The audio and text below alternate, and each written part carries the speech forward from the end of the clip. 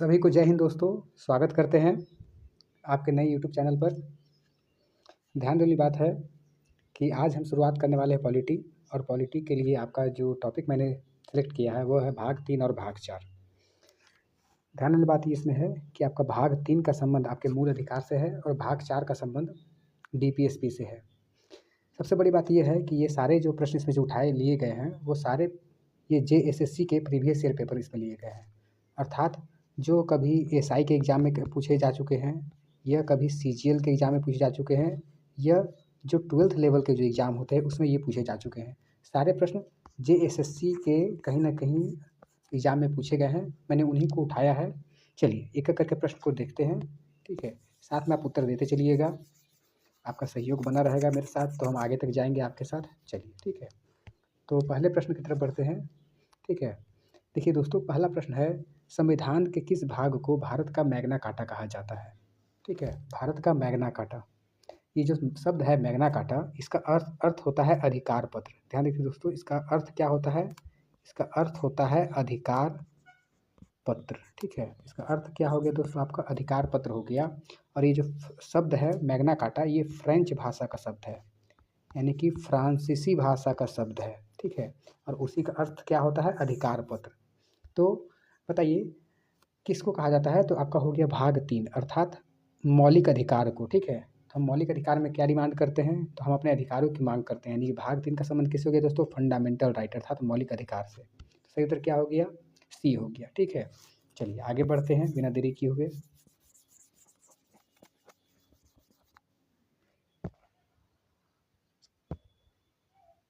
चलिए अगला प्रश्न देखिएगा, आपके स्क्रीन पर ये है कि निम्न में से कौन सा सुमिलित नहीं है। ध्यान देखिए दोस्तों, क्या पूछा है, कौन सा सुमिलित नहीं है। सुमिलित नहीं का मतलब कौन सा इसमें से सही मिला हुआ नहीं है, आपको वो सिलेक्ट करना है। इसमें से 3 मिले हैं और एक कोई नहीं मिला हुआ है, उसको आराम से देखना है। तो देखिएगा, सबसे पहले आता है आपका, हम लोग एक लाइन से ऊपर चलते हैं, समानता का अधिकार। तो जो समानता का अधिकार यानी कि राइट टू इक्वलिटी कहा जाता है, वो आर्टिकल आपका 14 से 18 आता है। आप जब फंडामेंटल राइट को पढ़िएगा ना, मूल अधिकार को पढ़िएगा, तो आपको कितने मिलते हैं टोटल दोस्तों, 7 मूल है। ठीक है, और साथ में ही आपको क्या पढ़ना पड़ता है, टोटल आपको 7 के अंदर ही मौलिक अधिकार पढ़ने पड़ते हैं, जिसमें पहला होता है समानता का अधिकार, दूसरा होता है, ठीक है, सामाजिक अधिकार, आर्थिक अधिकार आपकी बात की जाती है। ठीक है, और आगे चल के पढ़िएगा तो शोषण के विरुद्ध अधिकार आपको दिया जाता है। हम लोग एक लाइन से इसको सब हम देखेंगे हम लोग, ठीक है, आगे वाले वीडियो में, डोंट वरी। चलिए, तो पहला क्या हो गया, समानता का अधिकार। ठीक है, दूसरा हो गया शोषण के विरुद्ध अधिकार, वो 23 से 24 में है। ठीक है, जहाँ पर आपको क्या कहा गया है कि राइट अगेंस्ट एक्सप्लॉइटेशन। ठीक है, यानी कि आपका कोई शोषण करता है तो उससे आप बच सकते हैं, तो ये भी सही है, ये भी सही है। अच्छा, धर्म की स्वतंत्रता का अधिकार आर्टिकल नंबर 29 और 30 में दिया गया है, जो कि गलत है। ठीक है, ये क्या हो गया दोस्तों, गलत है। क्यों, क्योंकि जो धर्म की स्वतंत्रता है, धार्मिक स्वतंत्रता, वो आर्टिकल 25 से आर्टिकल 28 के बीच में दी गई है। आर्टिकल 25 से 28 के बीच में दी गई है, तो ये आपका सी गलत हो गया। और डी में क्या है, संपत्ति का अधिकार, अनुच्छेद नंबर 31। भले ही अब समाप्त हो चुका है, लेकिन अगर इसको हम पढ़ते हैं तो 31 नहीं पढ़ते हैं। ठीक है, चलिए, तो इसका सही उत्तर क्या हो गया, कौन सा सुमिलित नहीं है, कौन सा सुमिलित नहीं है, तो आपका सही उत्तर क्या निकल गया दोस्तों, सी। ठीक है ना, चलिए आगे बढ़ते हैं बिना देरी किए हुए।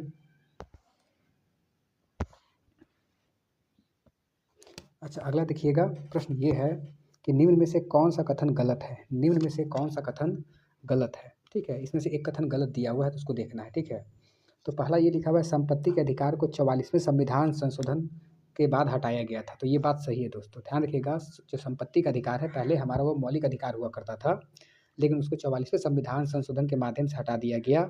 और उस समय सरकार किनकी थी दोस्तों, तो सरकार थी जनता पार्टी की सरकार थी। ध्यान रखिएगा, सरकार किनकी थी, जनता पार्टी की सरकार थी, और उस समय देश के प्रधानमंत्री थे मोरारजी देसाई। ठीक है, मोरारजी देसाई उसमें देश के प्रधानमंत्री थे, और उन्हीं के समय ये काम किया गया था। ठीक है, तो पहला बात तो सही हो गया। चलिए दूसरा बात देख लेते हैं हम लोग हैं, अगला पॉइंट क्या बोला जा रहा है, अगला बोला जा रहा है कि संपत्ति का अधिकार अब मात्र, ठीक है, अब मात्र एक नैतिक अधिकार रह गया। ठीक है दोस्तों, ये गलत बोला गया है। नैतिक अधिकार का मतलब क्या होता है ना, कि वो एक क्या बोलते हैं, मोरल राइट। नैतिक इंग्लिश में क्या बोलते हैं दोस्तों, मोरल राइट है।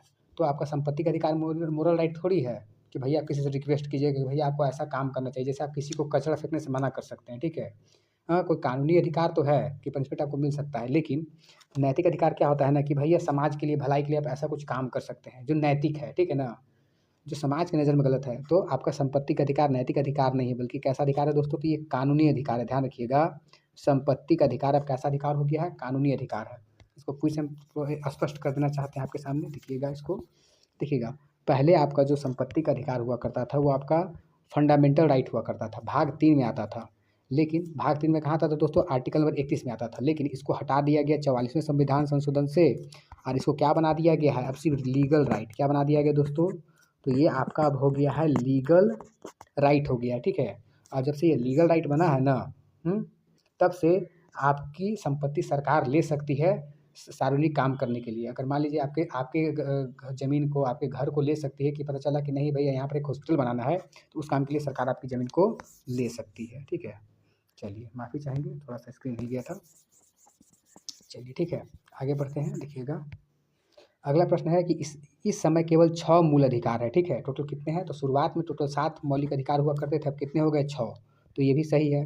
अच्छा, भारत में मूल अधिकार को अमेरिका से लिया गया, ठीक है, तो अमेरिकी संविधान से प्रेरित है। जो हमारा जो मौलिक अधिकार है वो कहाँ से प्रेरित है दोस्तों, अमेरिका से प्रेरित है। तो इसमें से कौन सा कथन गलत हो गया, तो इसमें से कथन गलत हो गया बी, ठीक है ना, क्योंकि यहाँ पर क्या होना चाहिए, कानूनी अधिकार होना चाहिए। चलिए आगे बढ़ते हैं।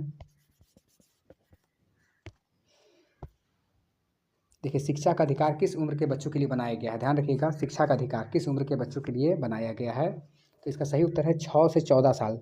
आप आर्टिकल जब पढ़िएगा 23 और 24, क्या पढ़िएगा दोस्तों, आपको फंडामेंटल राइट का जब आर्टिकल पढ़िएगा 23 और 24, तो आपको यहाँ देखने को क्या मिलता है कि वहाँ पर एक बात लिखा हुआ है, साथ में आगे चल के संविधान संशोधन करके लिख दिया गया है कि 6 से 14 साल के बच्चों के लिए, ठीक है, 6 से 14 साल के लिए बच्चों के लिए कम से कम निःशुल्क शिक्षा रहेगा, ठीक है, निःशुल्क शिक्षा अनिवार्य है, ठीक है। 6 से 14 साल के जितने बच्चे हैं उनको निःशुल्क शिक्षा मिलना चाहिए।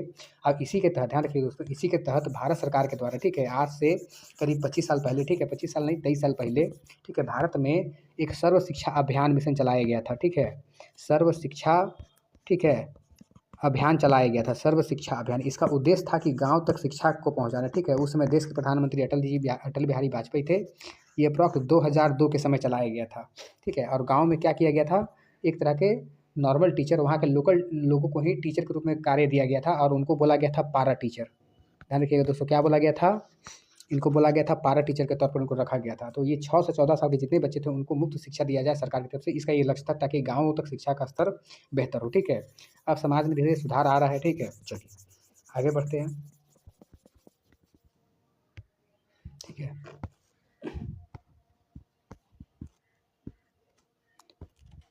ठीक है, देखिए अगला प्रश्न देखिएगा, लिखा हुआ है कि निम्नलिखित में से किसके संविधान द्वारा, ध्यान रखिएगा, निम्नलिखित में से किसको संविधान द्वारा दिए गए मौलिक अधिकारों की रक्षा का कार्य सौंपा गया, ठीक है ना। ये पूछ रहा है प्रश्न ये कि संविधान की रक्षा में, ध्यान रखिएगा, आपका जो संविधान है उसमें क्या दिया गया है, मौलिक अधिकार दिया गया है, और उसकी रक्षा का कार्य किसको सौंपा गया है, यानी कि आपका गार्जियन ऑफ फंडामेंटल राइट। ध्यान रखिए दोस्तों, गार्जियन को क्या बोलते हैं, गार्जियन किसको बोलते हैं, जो आपकी रक्षा करते हैं, ठीक है ना। तो जो आपके जो गार्जियन है वो आपकी रक्षा करते हैं। उसी प्रकार मौलिक अधिकार के गार्जियन कौन है, मौलिक अधिकार के माता पिता कौन है, तो ऑप्शन दे दिया गया है संसद। तो संसद होगा नहीं, राष्ट्रपति होगा नहीं, सुप्रीम कोर्ट दिया है, और यहाँ पर एक supreme court plus high court दिया है। तो जहाँ पर अगर ये दोनों दे दे, ठीक है, तो आपको उत्तर क्या करना है, supreme court plus high court दोनों होगा। लेकिन अगर हाई कोर्ट ऑप्शन में जाता तो हम क्या सिर्फ क्या टिक करते, सुप्रीम कोर्ट टिक करते। सही तो क्या निकल गया आपका, supreme court plus high court, ठीक है।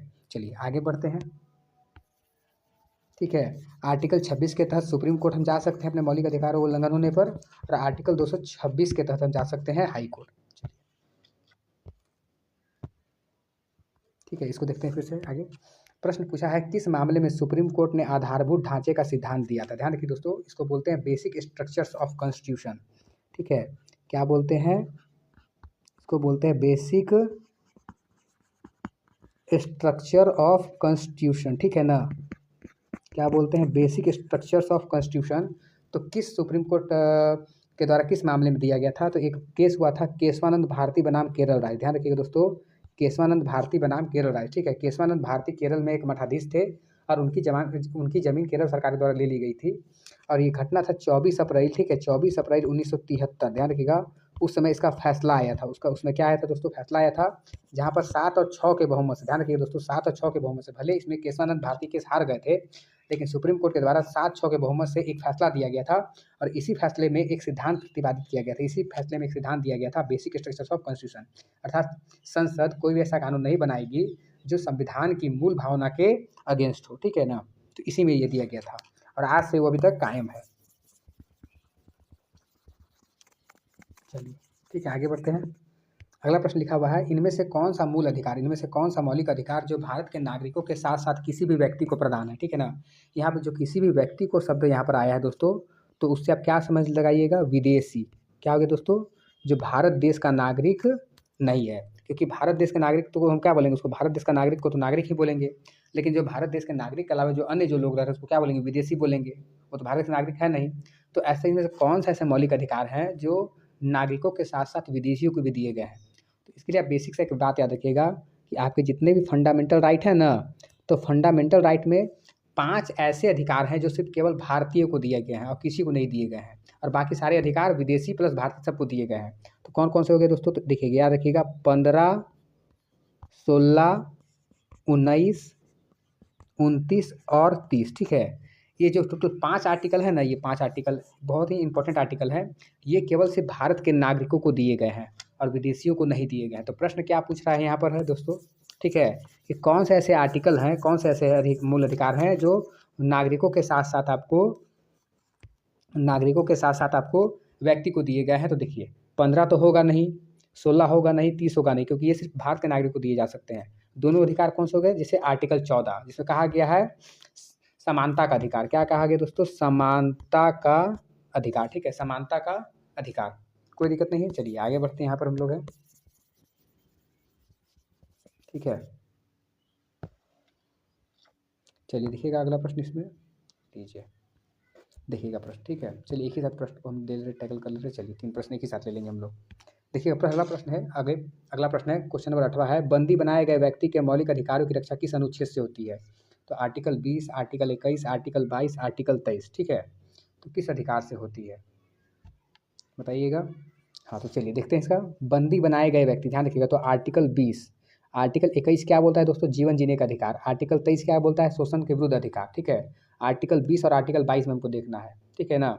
तो ध्यान रखिएगा, आर्टिकल आपका 20 क्या बोलता है, सॉरी आर्टिकल पहले 22 देख लेते हैं या 20 देख लेते हैं, चलिए ठीक है ना। आर्टिकल 20 भी नहीं होगा, सही उत्तर क्या होगा दोस्तों, आर्टिकल 22 होगा। आर्टिकल क्या होगा दोस्तों आपका उत्तर इसमें, आर्टिकल आपका 22 होगा, ठीक है ना।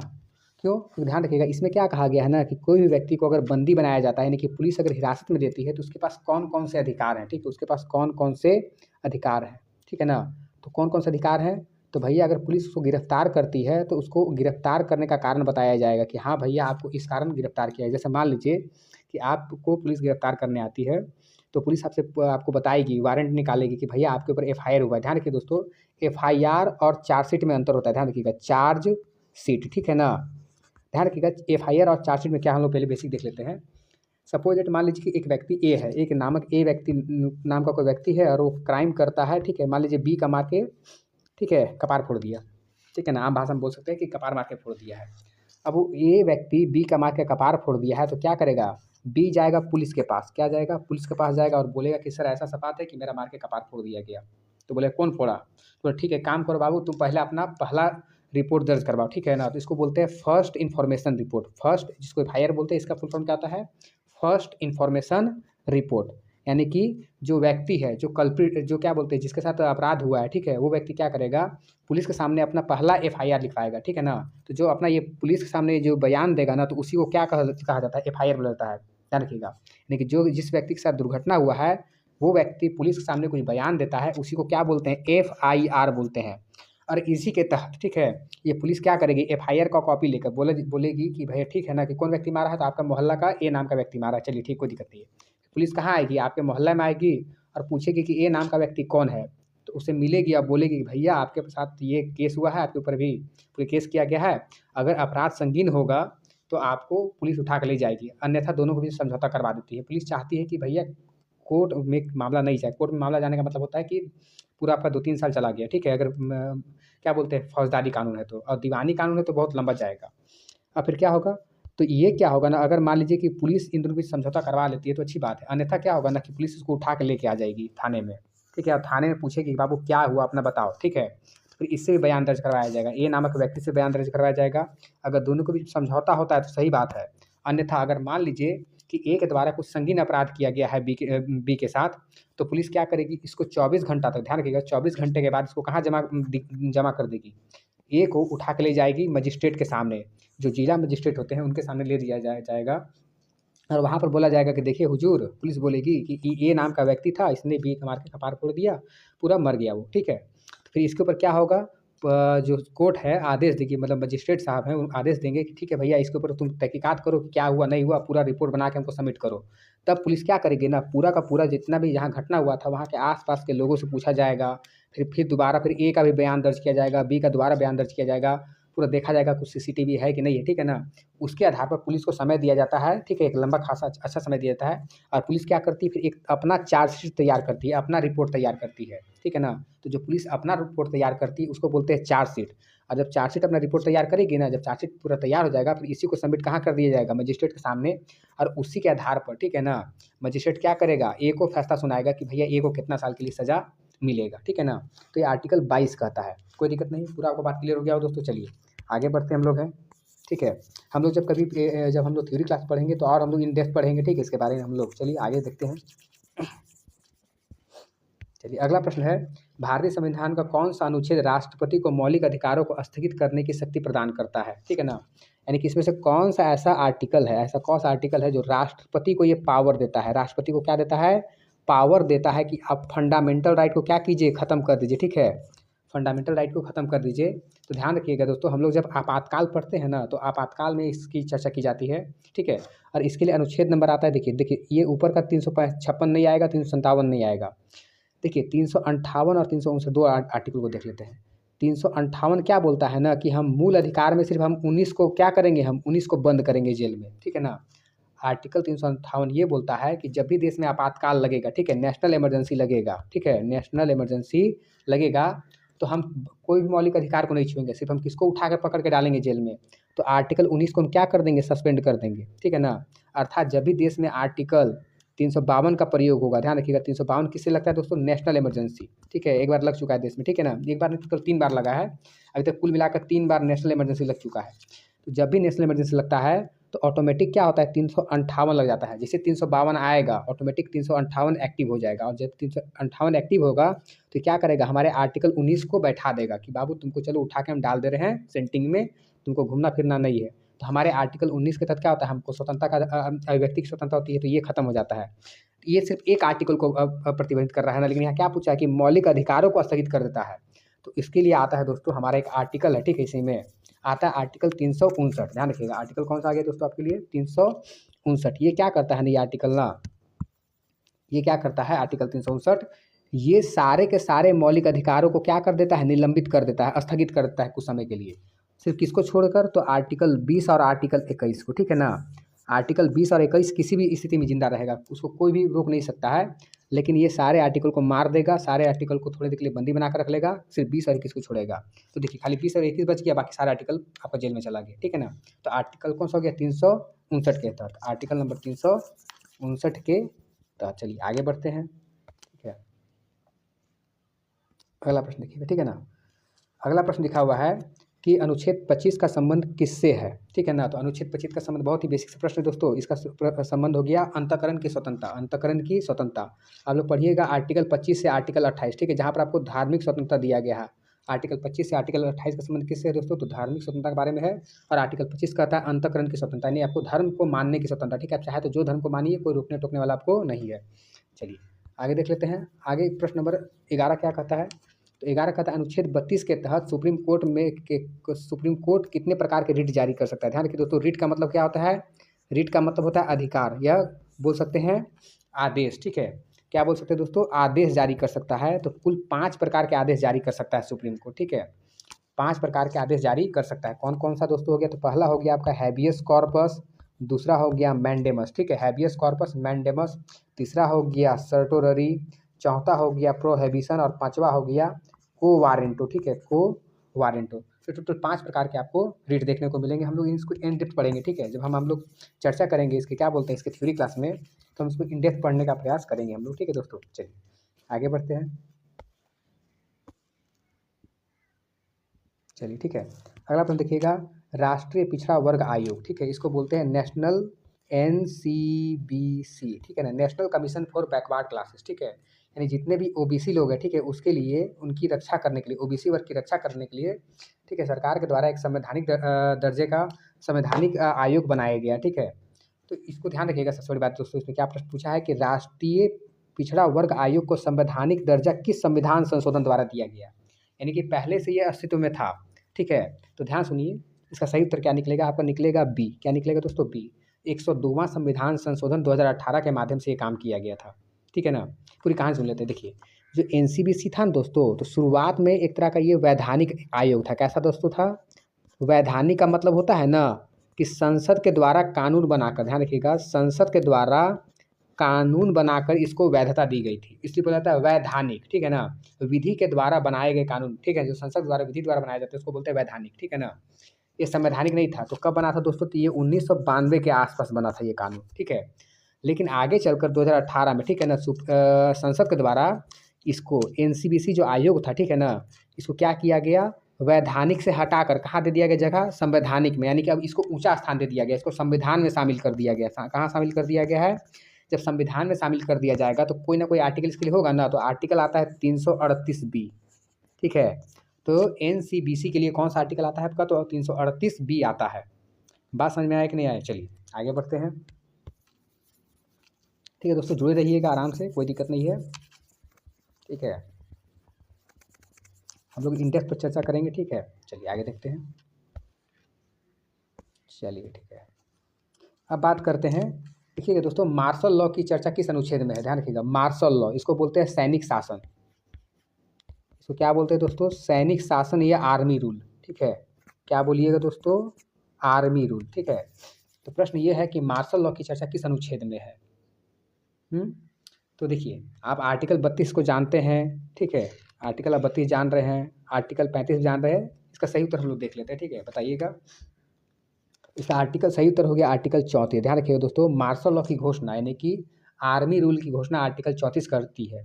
इसमें क्या होता है कि जब भी कहीं पर भी मार्शल लॉ की घोषणा होती है ना, तो वहाँ पर जो सरकार है वो सरकार चली जाती है बैकफुट में, बैकफुट अर्थात पीछे चली जाती है। और वहाँ पर जो मेन कमांड है, ठीक है, वो आर्मी अपने हाथों में ले लेती है। अर्थात अब शासन कौन करेगी, आर्मी करेगी, ठीक है। क्या रखिएगा, हमेशा एक स्टेट ऐसा है जो हमेशा न्यूज़ में रहता है, नाम है मणिपुर, ठीक है। इससे पहले पहले आप देखते होंगे कि जम्मू कश्मीर का भी नाम हमेशा आता था, लेकिन जब से आर्टिकल 370 हटा है, आपका जम्मू कश्मीर का नाम आना बंद हो गया है। मणिपुर एक ऐसा स्टेट है ना, वहाँ पर हमेशा आर्मी रूल होता है, ठीक है। और जब जैसे ही मार्शल लॉ की घोषणा होती है दोस्तों, तो मार्शल लॉ को लागू करने के लिए, ध्यान रखिएगा, मार्शल लॉ को लागू करने के लिए सरकार के द्वारा यानी संसद द्वारा एक कानून बनाया गया है, नाम है आसफा, ठीक है, आसफा एक्ट, ठीक है। आसफा एक्ट बोलते हैं इसको, बोलते हैं armed forces special power act, ठीक है। ये शायद 1967 का, ठीक है, 1967 के आसपास का कानून है, ठीक है, आसफा, ठीक है, arm forces special power act. ये क्या करता है, सेना को अधिक ताकत देता है कि वो किसी के भी घर की तलाशी ले सकता है, ठीक है, बिना वारंट के, ठीक है। जब उनको शक हो कि नहीं भाई इसमें कुछ छुपा हुआ है, कोई आतंकवादी छुपा हुआ है, तो हमेशा मणिपुर में, ये आप सुनिएगा कि हमेशा सरकार 2-2 महीना में या हमेशा वहाँ पर आसपा कानून लगी रहती है, वहाँ पर हमेशा सैनिक शासन लगा रहता है, क्योंकि वहाँ पर हमेशा कुछ ना कुछ देखा जाता है, ऐसा कुछ हो रहा है घटना जो देश के विरुद्ध है, ठीक है। चलिए आगे बढ़ते हैं। अच्छा, अगला प्रश्न देखिएगा, ये बहुत ही बेसिक प्रश्न है दोस्तों, जल्दी कीजिएगा। देखिएगा, निम्नलिखित में कौन सा मूल अधिकार नहीं है, निम्नलिखित में से कौन सा मौलिक अधिकार नहीं है। तो सही उत्तर क्या निकल गया, संपत्ति का अधिकार हमारा मौलिक अधिकार नहीं है, क्योंकि वो खत्म हो गया। कब खत्म किया गया है, तो 1978 में। ध्यान रखिएगा, 1978 में 44वां संविधान संशोधन, 1978 में 44वां संविधान संशोधन, उसमें जनता पार्टी की सरकार थी। ध्यान रखिएगा, जनता पार्टी की सरकार थी। और देश के प्रधानमंत्री कौन थे, मोरारजी देसाई थे। और उनके द्वारा ही क्या किया गया, संपत्ति के अधिकार को मूल अधिकार से हटा दिया गया था, और फिर उनको क्या बना दिया गया, उनको सिर्फ अब एक लीगल राइट बना दिया गया था, कानूनी अधिकार बना दिया गया है। चलिए, अच्छा अगला प्रश्न देखिएगा दोस्तों, क्या है प्रश्न। प्रश्न ये है कि किस संविधान संशोधन में वयस्क मताधिकार की उम्र को हटाकर 21 साल से 18 साल कर दी गई थी। तो किस संविधान संशोधन के द्वारा किया गया था, ठीक है। तो ये किया गया था आपका 61वां संविधान संशोधन 1889 में किया गया था, ठीक है, 1889 में किया गया था।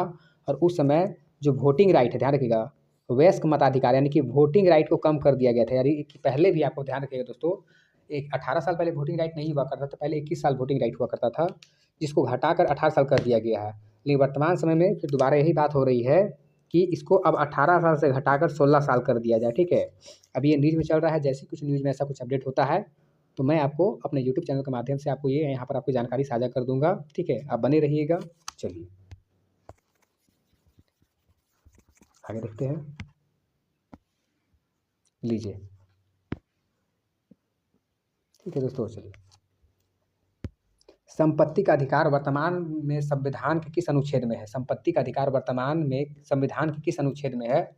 तो आपको पता होगा कि दोस्तों ये आर्टिकल 31 में था, ठीक है। संपत्ति का अधिकार इसको खत्म कर दिया गया था, लेकिन इसको फिर संविधान में एक अलग जगह दिया गया, और कहाँ दिया गया दोस्तों? 300 क में, ठीक है।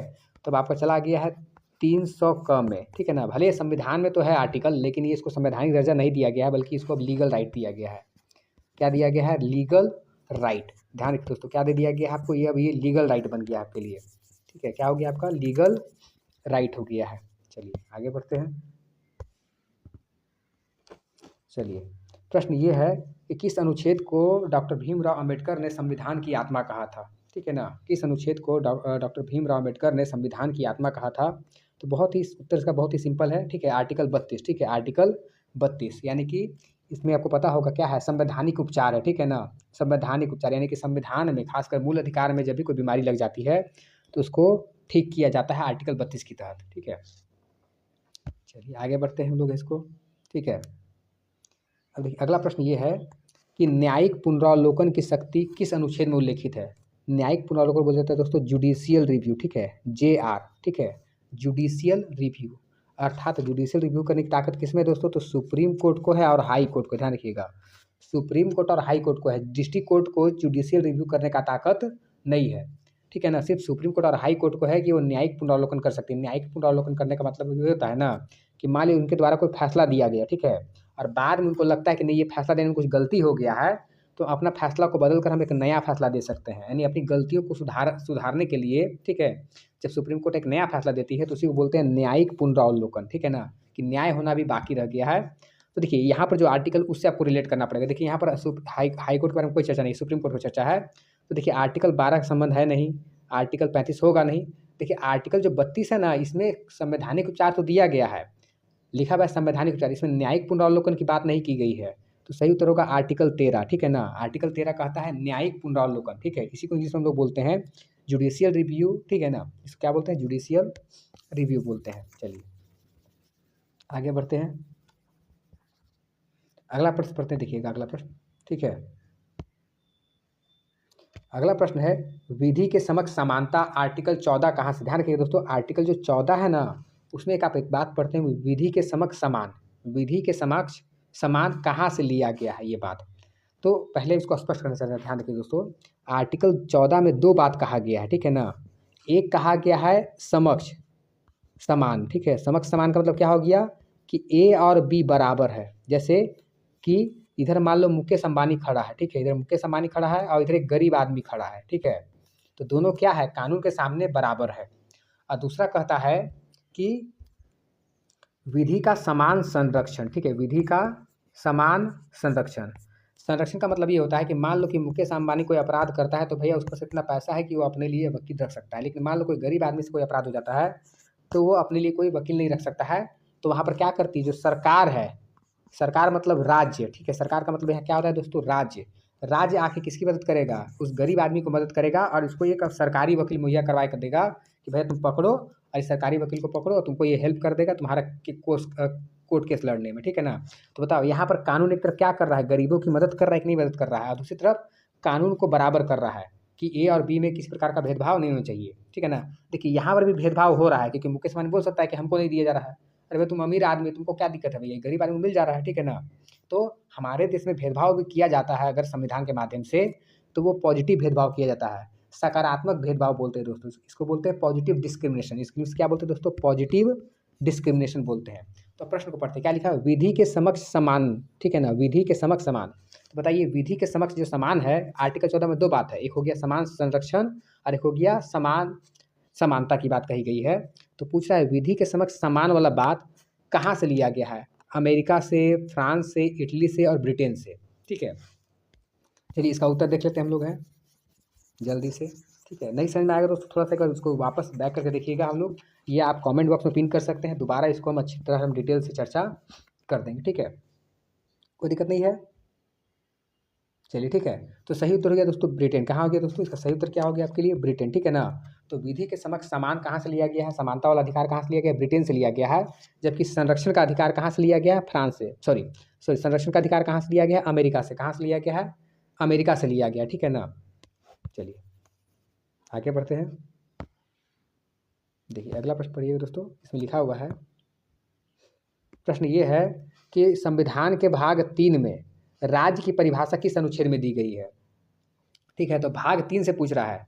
तो भाग 3 में आपको पता है कि इतनी आर्टिकल है, इसमें राज्य की परिभाषा दी गई। तो 35 में तो है नहीं, 33 में भी नहीं है, 13 में भी नहीं है, तो कौन बच गया, 12 में। 12 में हमको किसकी परिभाषा मिलती है, तो हमको एक राज्य की परिभाषा देखने को मिलती है। ठीक है ना।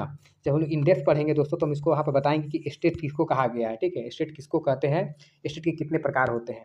ठीक है, आप लोग जुड़े रहिएगा, हम लोग उसमें हम आपकी हेल्प करेंगे आगे। चलिए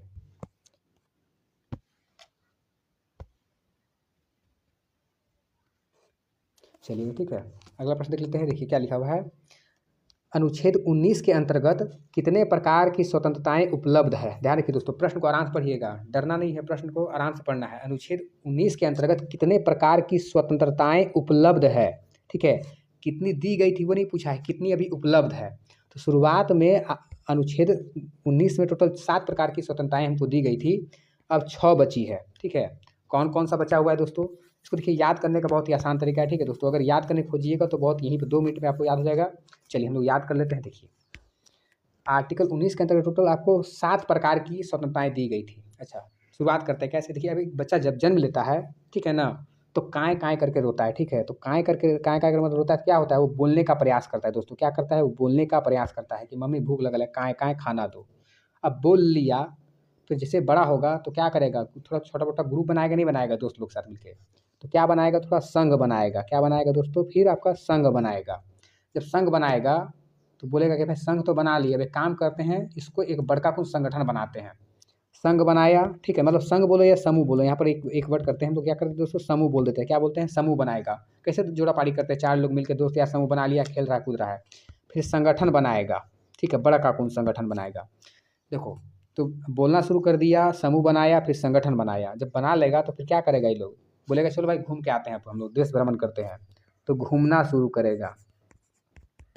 जब घूमना शुरू करेगा यार, ठीक है, तुम क्या करोगे, घूमते घूमते कुछ लोगों को कहीं कोई दूसरा जगह पसंद आ जाएगा। अब चलो कोई घूमने गया रसिया, और जाके तुम रसिया में जाके बस गया। ठीक है, रसियन लड़की से तुम बात किया, फंस गया तुम वहीं पर, वहीं शादी ब्याह कर रह गया। अब जब रह जाओगे तो वहाँ क्या करोगे, क्या बोलोगे कि भैया हम बस गए हैं, अब हमको हमको कुछ काम धाम दो। ठीक है ना। तो क्या करोगे, यहाँ पर घूमोगे, फिर घूमना फिरना करोगे। ठीक है, अब घूम लिया, अब क्या बोलोगे, भैया कि काम करते हैं हम यहीं पर, हम क्या करते हैं, थोड़ा बस जाते हैं। तो वहाँ बस गए। ठीक है, जब बसोगे तो फिर वहाँ क्या खरीदोगे दोस्तों, संपत्ति खरीदोगे। क्या खरीदोगे दोस्तों, फिर संपत्ति खरीदोगे। और जब संपत्ति खरीदोगे तो फिर क्या करोगे, व्यापार करोगे। फिर आगे अपना बीवी लोग खिलाओगे नहीं खिलाओगे, वो जैसे शादी करोगे रसिया में जाकर, उसको कुछ खिलाओगे नहीं खिलाओगे, खिलाओगे ऑब्वियसली खिलाओगे भैया। तो देखो कितना हो गया, 1 2, देखो बोलना, समूह बनाना, संगठन बनाना, घूमना, बसना, ठीक है ना, संपत्ति खरीदना और व्यवसाय करना। लेकिन देखो टोटल 7 हुआ कि नहीं, लेकिन इसमें संपत्ति का अधिकार को क्या कर दिया गया था, सब खत्म कर दिया गया था ना। तो कितना बच गया, टोटल 6 अधिकार बच गए। बात समझ में आया कि नहीं आया। चलो आगे बढ़ते हैं।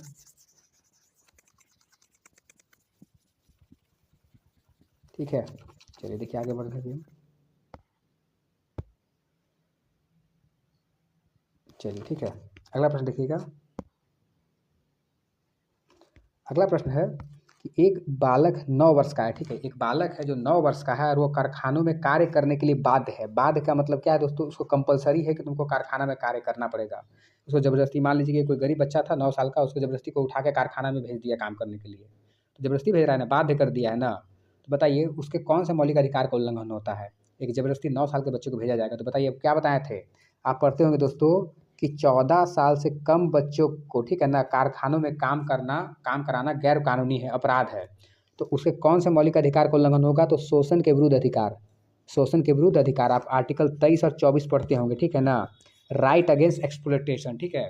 तो आर्टिकल 23 और 24 क्या बोलता है कि आप 14 साल से कम बच्चों को आप कारखानों में काम नहीं करा सकते हैं। चलिए,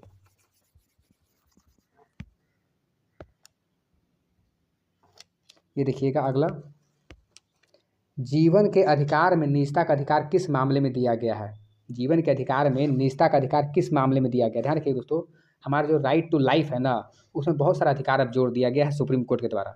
तो हर एक कोई नया नया बात जोड़ा जाता है तो कहीं ना कहीं किस फैसले में जोड़ा जाता है, उसी में कहा जाता है जो राइट टू प्राइवेसी, नहीं बोलते हो कि भैया हमको कुछ प्राइवेसी है। क्या है दोस्तों, हमको कुछ प्राइवेसी है, ठीक है।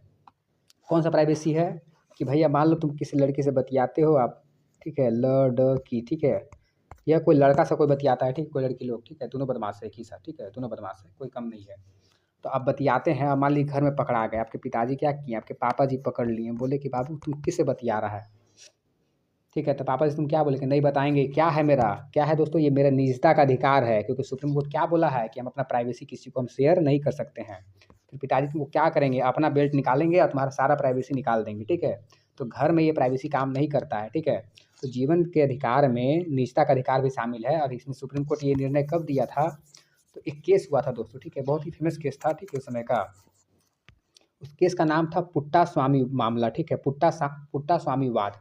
ये 2017 का केस था, ठीक है। 2017 के केस में ही सुप्रीम कोर्ट के द्वारा निजता के अधिकार को जीवन के अधिकार में शामिल कर दिया गया कि भैया देखो किसी के जीवन में क्या होता है कि भैया कुछ ना कुछ प्राइवेसी वाला बात होता है, वो किसी शेयर नहीं करता है। खासकर लड़का लोग, ठीक है, लड़का लोग के जीवन में, ठीक है, लड़का लोग के जीवन में कुछ ऐसा घटना घटित होता है ना, हाँ, कि वो अपना वो निजी दोस्त लोग को बताता नहीं है। मर जाएगा, ठीक है, मरने के लिए वो मर जाएगा, वो मरते मरते वो अपने साथ वो राज दफन कर जाएगा, लेकिन अब किसी भी खास दोस्त को भी नहीं बताएगा ये कि भैया हम मेरे साथ हम कुछ ऐसा ऐसा काम किए थे, ठीक है। तो कुछ ऐसा बात होता है, क्योंकि वो अगर हम निकल जाएगा मार्केट में तो धुआं धुआं निकल जाएगा मार्केट का कि ये इतना लड़का बदमाश था। चलो, इसे देखिएगा कि लड़के लोग बहुत सारे बात को छुपाते हैं, ठीक है, लड़की लोग कम छुपाती है। चलो, आर्टिकल 24 क्या बोलता है कि मूल अधिकार में आर्टिकल 32 के तहत, मूल अधिकार में आर्टिकल 32 के तहत सुप्रीम कोर्ट के द्वारा परमादेश दिया जाता है। इसका अर्थ क्या होता है दोस्तों, परमादेश को बोलते हैं मैंडेमस। क्या बोलते हैं दोस्तों, मैंडेमस, परमादेश यानी भगवान का आदेश। तो सुप्रीम कोर्ट किसके बराबर है, भगवान के बराबर है ना। जैसे अभी देखिए देख रहे होंगे वर्तमान समय में कि सुप्रीम कोर्ट बोल दिया कि दिल्ली से सारे डॉग को मार के भगा दीजिए, ठीक है।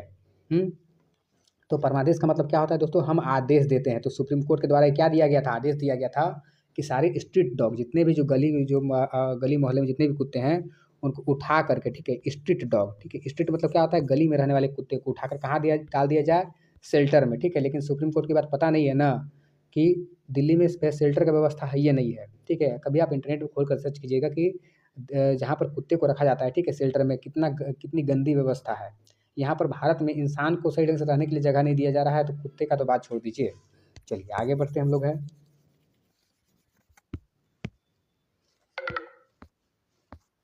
चलिए, ठीक है, अगला प्रश्न है, डीपीएसपी किस देश से लिया गया है। देखिए, डीपीएसपी किस देश से लिया गया है, डीपीएसपी बताइएगा दोस्तों।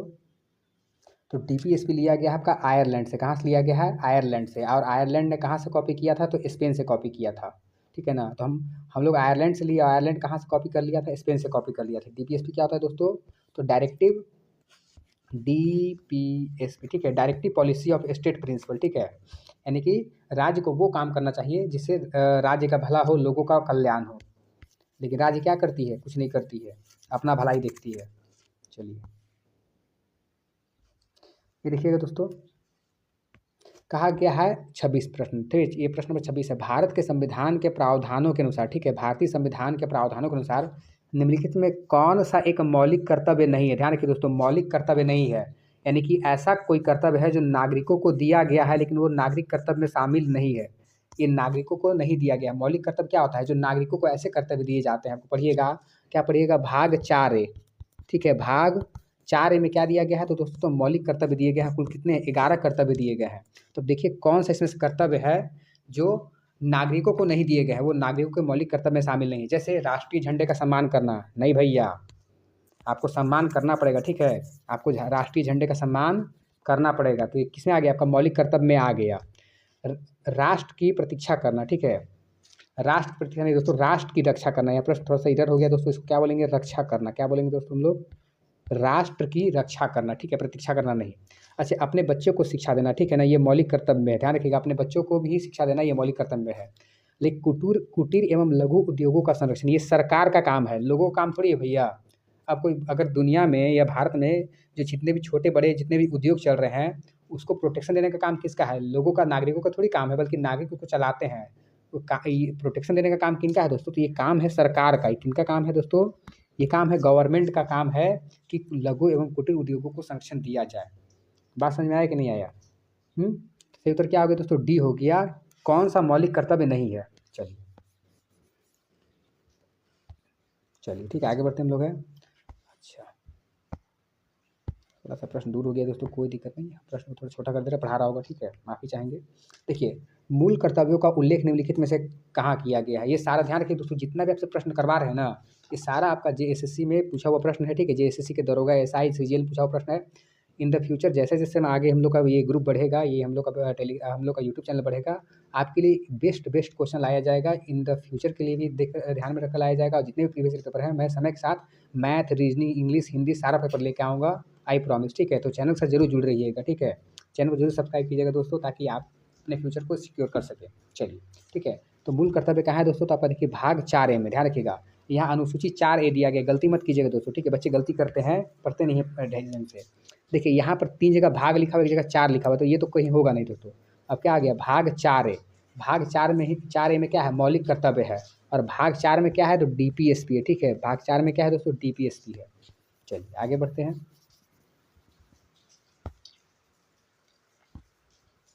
अब देखिएगा पहला प्रश्न पे आगे है कि निम्नलिखित में से किस समिति ने, किस कमिटी के द्वारा, ध्यान रखिए दोस्तों, समिति को क्या बोलते हैं, इंग्लिश में हम लोग बोलते हैं कमिटी, ठीक है। तो किस कमिटी ने मौलिक कर्तव्यों को शामिल करने का सुझाव दिया था, ठीक है ना। तो किस कमिटी के द्वारा, ठीक है ना, किस कमिटी के द्वारा मौलिक कर्तव्यों को संविधान में जोड़ा गया था, तो ये स्वर्ण सिंह समिति थी। ध्यान रखिए दोस्तों, सरदार स्वर्ण सिंह समिति की सिफारिश पर ही, ठीक है, सरदार स्वर्ण सिंह समिति की सिफारिश पर ही मौलिक कर्तव्यों को जोड़ा गया था। और ये कब जोड़ा गया दोस्तों, तो 1976 में जोड़ा गया था, 42वें संविधान संशोधन के समय जोड़ा गया था, ठीक है, 42वां संविधान संशोधन 1976 के समय ही ये बात को जोड़ा गया था। बात समझ में आया कि नहीं आया दोस्तों, ठीक है ना। चलिए आगे बढ़ते हैं यहाँ पर जल्दी जल्दी, ठीक है, क्योंकि आपको भी जाना होगा, हमें भी जाना है। चलिए देखते हैं। चलिए अगला प्रश्न देखिएगा, प्रश्न ये है कि निम्नलिखित में से किस संविधान, निम्नलिखित में से किस संशोधन अधिनियम, ध्यान रखिएगा दोस्तों, निम्नलिखित में से किस संशोधन, अधिनियम नहीं आएगा दोस्तों, ठीक है, प्रश्न इरेट हो गया है, इसको काट रहे हैं।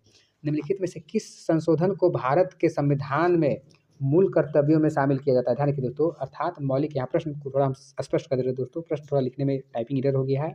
प्रश्न ये है कि संविधान में जो मूल कर्तव्यों को जोड़ा गया था ना, उसके लिए कौन सा संविधान संशोधन किया गया था, ठीक है, कौन सा संविधान संशोधन किया गया था। तो अभी तुरंत आपको इसके ऊपर हम बता चुके थे दोस्तों, 42वां संविधान संशोधन 1976। उसी समय देश में क्या लगा था दोस्तों, नेशनल इमरजेंसी लगा था, देश में आपातकाल लगा था। और देश में कौन प्रधानमंत्री थी, इंदिरा गांधी थी। और उस समय ही इंदिरा गांधी के द्वारा स्वर्ण सिंह समिति की सिफारिश पर ही मूल कर्तव्यों को जोड़ा गया था। चलिए आगे बढ़ते हैं। प्रश्न ये है, किस वर्ष 22वें संविधान, प्रश्न को थोड़ा यार हम सारा उत्तर आपको बता दिए, चलिए कोई दिक्कत नहीं। किस वर्ष 22वें संविधान संशोधन द्वारा मौलिक कर्तव्य वाले अनुच्छेद 51 का को संविधान में जोड़ा गया था। पूरा बात क्लियर हो गया है दोस्तों, अब सारा को एक बार रिकॉल कर लीजिए। देखिए यहाँ पर आपको उत्तर होगा 1976 हो गया, ठीक है ना, कि 22वां संविधान संशोधन कब किया गया, 1976। और क्या जोड़ा गया था दोस्तों, तो भाग 4A, ध्यान रखिएगा दोस्तों, भाग 4A जोड़ा गया था। और उसमें केवल एक अनुच्छेद है, इसमें कौन सा अनुच्छेद है दोस्तों, 51 का। और इसमें कुल 11 बात लिखा हुआ है, कितना बात लिखा हुआ है दोस्तों, 11। शुरुआत में 10 बात लिखा हुआ था, आगे चलकर एक बात और लिख दिया गया, तो कुल कितना हो गया दोस्तों, 11 बात लिख दिया गया है। यानी कि इंदिरा गांधी उसमें देश की प्रधानमंत्री थी जब 22वां संविधान संशोधन 1976 किया गया था। और उसमें भाग 4A जोड़ा गया था, और भाग 4A में केवल एक अनुच्छेद जोड़ा गया था, इसका नाम था 51 का। और 51 का में शुरुआत में 10 थे, बाद में एक और जोड़ दिया गया, तो कितने हो गए, कुल 11 मौलिक अधिकार हमारे लिए दिए गए हैं, किसके लिए, देश के नागरिकों के लिए, ठीक है।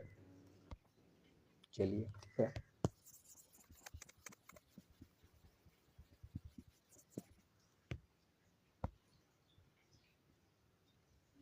प्रश्न फिर रिपीट हो गया दोस्तों, ये प्रश्न हम करवा चुके हैं, ठीक है ना, देख लीजिएगा जल्दी से, कहाँ से मौलिक कर्तव्य जोड़ा गया है, ठीक है।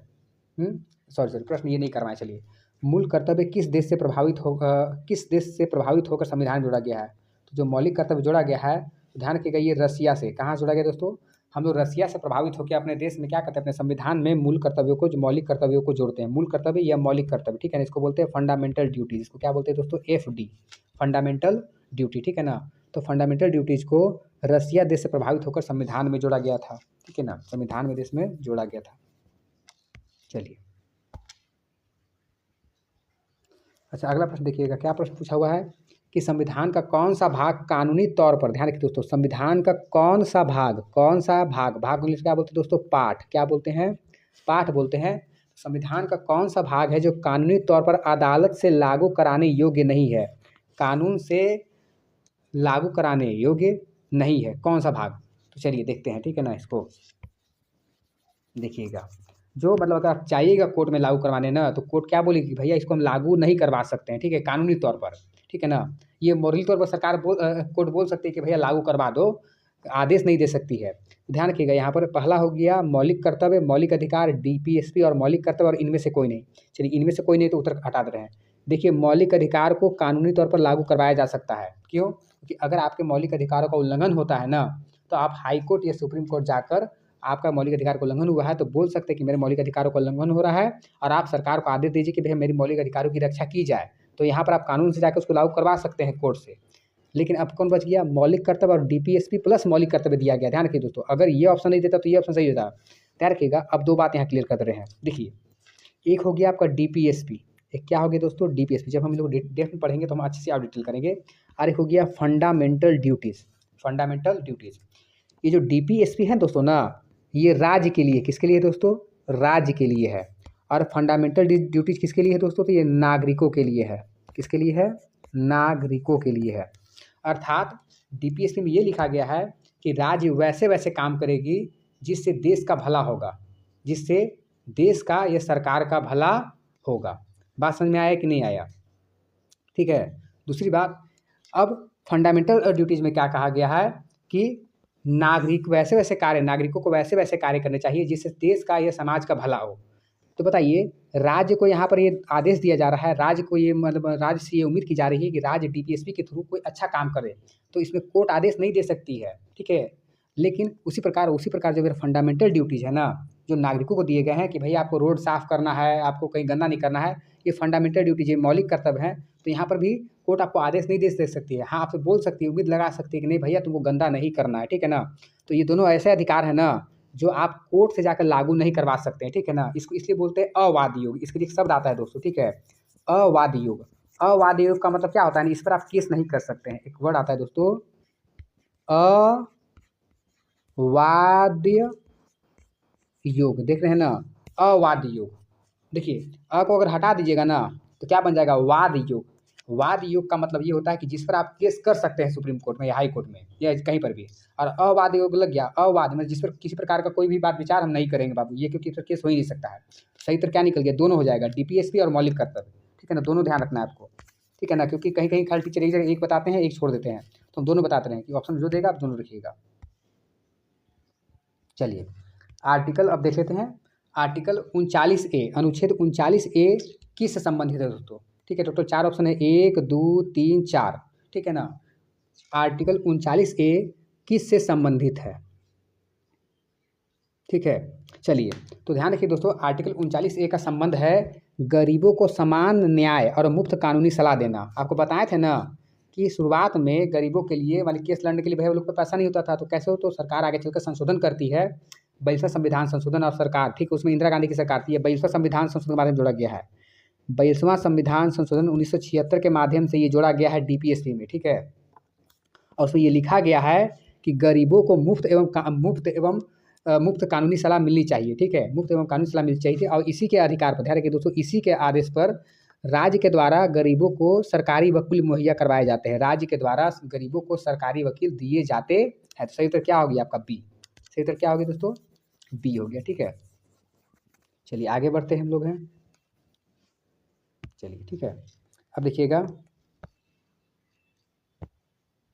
ये प्रश्न थोड़ा सा अपने आप में अटपटा टाइप में है, लेकिन ये प्रश्न पूछा हुआ है दोस्तों, इसलिए हम पूछ ले रहे हैं, ठीक है।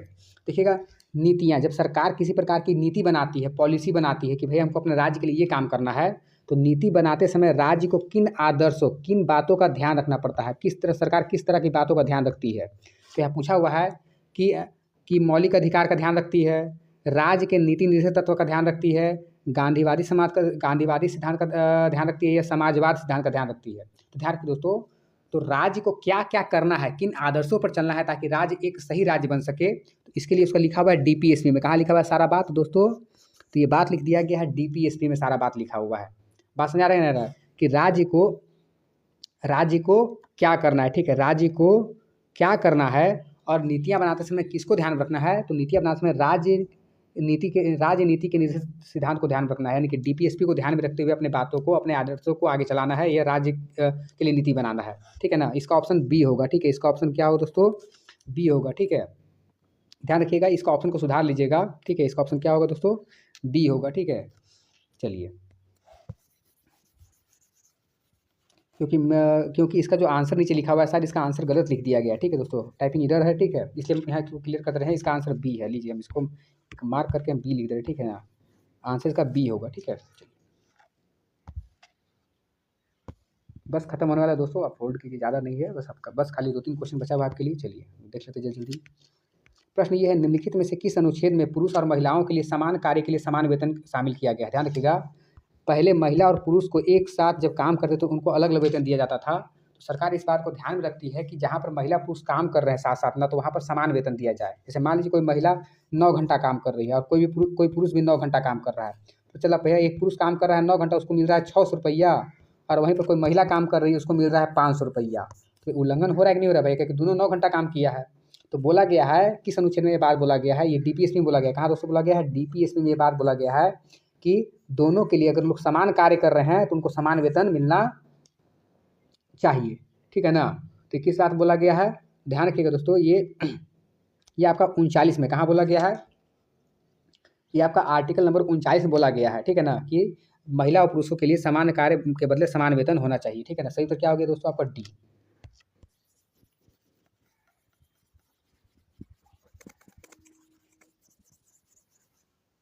चलिए आगे बढ़ते हैं। देखिएगा, ये तो बहुत ही बेसिक सा क्वेश्चन है दोस्तों, ठीक है। आपको पता होगा, बताइएगा, पूरे देश में समान नागरिक संहिता के बारे में कौन सा अनुच्छेद, यानी यूनिफॉर्म सिविल कोड। ध्यान रखिएगा दोस्तों, आपको 2 राज्य बता रहे हैं, ध्यान रखिएगा। पहला, देश से आज़ादी से पहले, ध्यान रखिएगा, देश से आज़ादी से पहले गोवा पहला ऐसा राज्य है ना जहाँ पर पहले से यूनिफॉर्म सिविल कोड लागू है, ठीक है। गोवा भारत देश का पहला ऐसा राज्य है जो आज़ादी से पहले ही वहाँ पर क्या था, यूनिफॉर्म सिविल कोड लागू था। और अब आपका उत्तराखंड हो गया। ध्यान रखिए दोस्तों, उत्तराखंड में भी क्या हो गया, सरकार के द्वारा यूनिफॉर्म सिविल कोड को लागू कर दिया गया है, ठीक है। तो ये कहाँ किया गया दोस्तों? आर्टिकल नंबर 44 में ये बात चर्चा की गई है। और जहाँ तक उम्मीद है, सरकार अभी फिलहाल में केंद्र सरकार इस पर ऊपर काम कर रही है, ठीक है। हम लोग को जल्द ही हो सकता है कि यूनिफॉर्म सिविल कोड के ऊपर हमको ये बात देखने को मिलेगा कि केंद्र सरकार क्या कर रही है, यूनिफॉर्म सिविल कोड को लागू कर रही है। यूनिफॉर्म सिविल कोड का मतलब ये होता है दोस्तों कि जो दीवानी मामला होता है, ठीक है, फौजदारी मामला नहीं, दीवानी मामले में आप किसी भी धर्म, किसी भी जाति, किसी भी संप्रदाय के लोग हो, आपके ऊपर एक ही तरह कानून लागू होगा। जैसे कि आपको एक विवाह, आप एक पुरुष एक ही विवाह कर सकता है, ठीक है। संपत्ति के अधिकार में किसका बेटा बेटी का दोनों को बराबर का अधिकार होगा। तो ये सब कुछ बात है, ठीक है।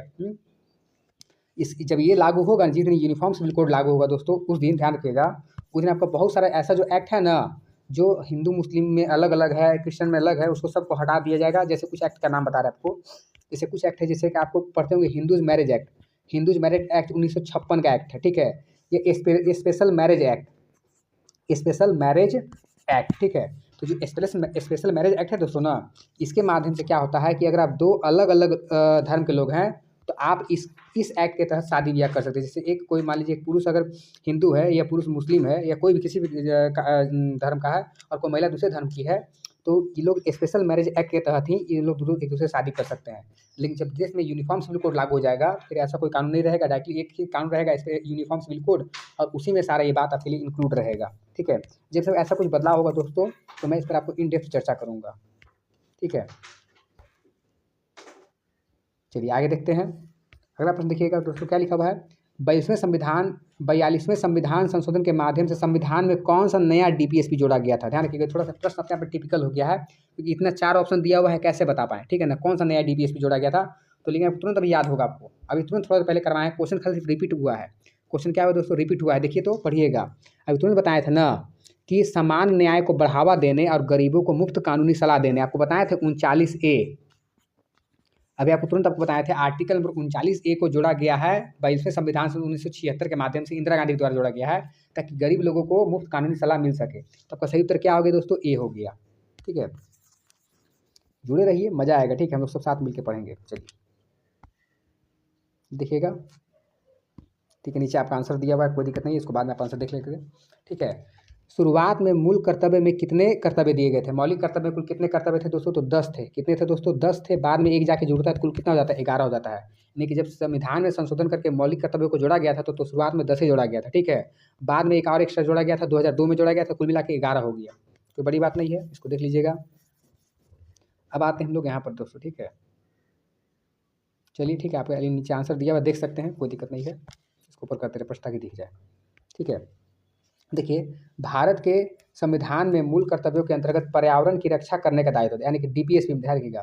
सॉरी, मौलिक कर्तव्य पूछा है, यानी कि आर्टिकल कौन सा हो गया, भाग 4A। भाग 4A में कहाँ आएगा, आना पड़ेगा दोस्तों हमको 51A में आना पड़ेगा। ठीक है, भाग 4A का 51A में तो अंतर्गत पर्यावरण की रक्षा करने का दायित्व दिया गया है। इसके लिए सरकार के द्वारा कौन सा अधिनियम बनाया गया, यानी कि पर्यावरण की रक्षा करने के लिए सरकार के द्वारा एक एक्ट बनाया गया है, जैसे वन्य जीव संरक्षण। ध्यान रखिएगा दोस्तों, पर्यावरण पूछ रहा है, क्या पूछ रहा है दोस्तों, पर्यावरण पूछ रहा है। यहाँ पर आपसे क्या बोलते हैं, जीव के बारे में नहीं पूछा है, पर्यावरण की रक्षा करने के लिए कौन सा अधिनियम बनाया गया है। ठीक है, तो इसका सही उत्तर होगा दोस्तों, तो वन संरक्षण अधिनियम 1980 बनाया गया है। वन संरक्षण अधिनियम 1980 के तहत ही इसको, मतलब इस चीज़ को, पर्यावरण की रक्षा करने का दायित्व दिया गया है। ठीक है दोस्तों, आई होप आपको समझ में आ गया होगा दोस्तों। ठीक है, आप प्लीज़ चैनल को सब्सक्राइब कीजिए। आप को समय के साथ हर एक पेपर, ठीक है ना, जितनी भी दरोगा, एसआई दरोगा हो गया, किसी प्रकार का एग्जाम होगा, आपको हर एक पेपर का यहाँ आपको पेपर मिलेगा। ठीक है, चाहे मैथ हो गया, रीजनिंग हो गया, एसएससी का हो गया, बहुत प्रकार के आपको पेपर करवाए जाएंगे। ठीक है, मैथ हो गया, मैं यहाँ लिख के बता दे रहे हैं, मैथ हो गया, साइंस हो गया, हिंदी हो गया, इंग्लिश हो गया, और जो भी पेपर होते हैं। ठीक है ना, आप कमेंट बॉक्स में पिन कीजिएगा कि सर मुझे इस पर वीडियो चाहिए, इस पर हमको प्रीवियस पेपर दिखाइए आप कराकर। साथ में अगर इन द फ्यूचर होगा तो हम लोग साथ साथ चलेंगे। ठीक है दोस्तों, प्लीज़, आपको लगता है सारी बात समझ में आ गई दोस्तों। आई होप आप आगे चैनल से जुड़े रहिएगा। ठीक है, चलिए दोस्तों, अलविदा लेने का समय आ गया है सभी को दोस्तों। एक बार फिर से सभी